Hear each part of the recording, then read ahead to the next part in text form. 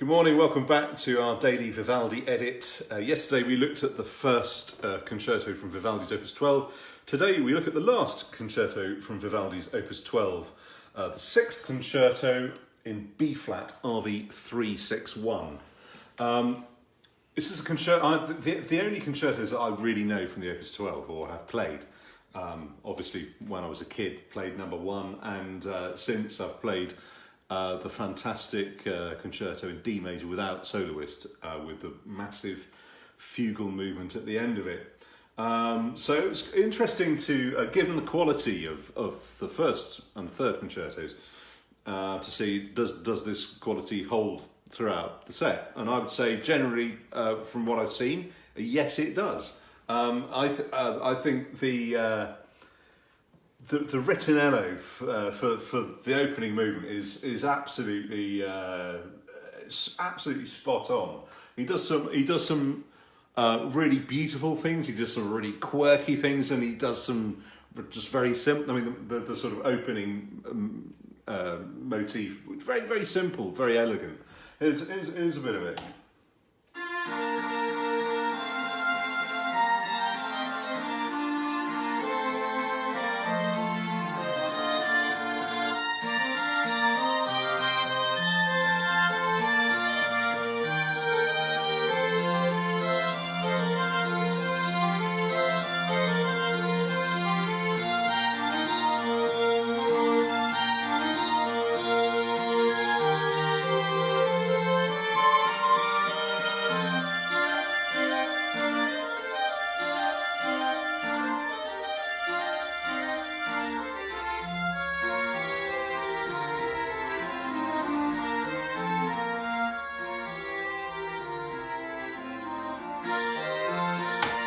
To me, this kind of just feels like a bit like Vivaldi's having a bit of a laugh.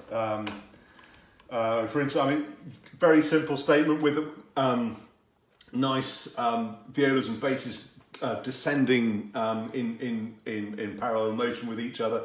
Then this beautiful, and then after that you get a beautiful sequence with the beautiful interplay not between the two violin sections, but between the second violins and the violas. Really, really nice. And then you get this nuts bit here. Just to remind you, this kind of thing.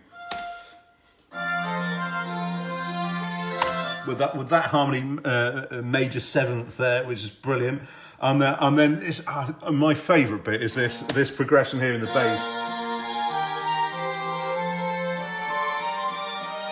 And again, violas and second violins working with each other, and then this bit. This is just Vivaldi having a bit of a joke with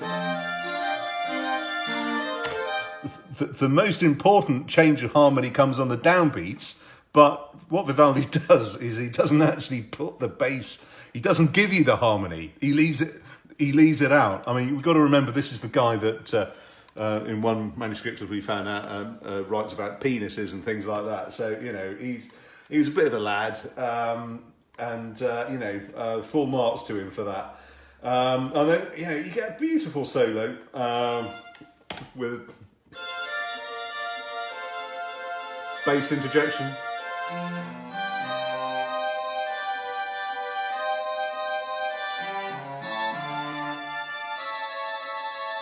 There's a really beautiful sequence here.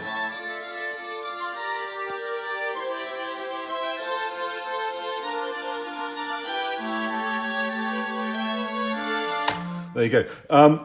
I mean, it's just beautiful writing, or you know, there's nothing more you can say really. It's a quality piece of music. And again, in the slow movement, we've already seen a couple of examples of so far. You have pizzicato violins, and interestingly, you also have a bass line in the violas, and then a cantabile, solo cantabile, in the solo part above. I mean, it's just very, very, very nice writing. It's interesting. Particularly tomorrow. We'll actually no, it's Friday today. We're doing two videos today, aren't we? I have also prepared one I prepared earlier, the C major concerto number 4, which again, I like the first concerto. I think was probably composed for church use. This to me, again, almost like the San Lorenzo Concerto, which is on Extra Time, folks. There you go.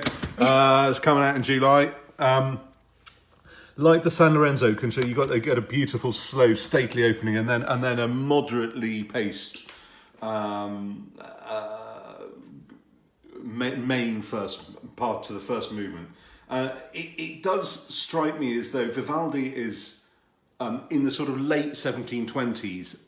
This is a watershed between the style that went a little bit before that, and then the sort of humongous kind of concertos that he was writing. Well, I mean, I think Vivaldi's golden age, the 1730s, really stunning concertos that survive in Turin for solo violin.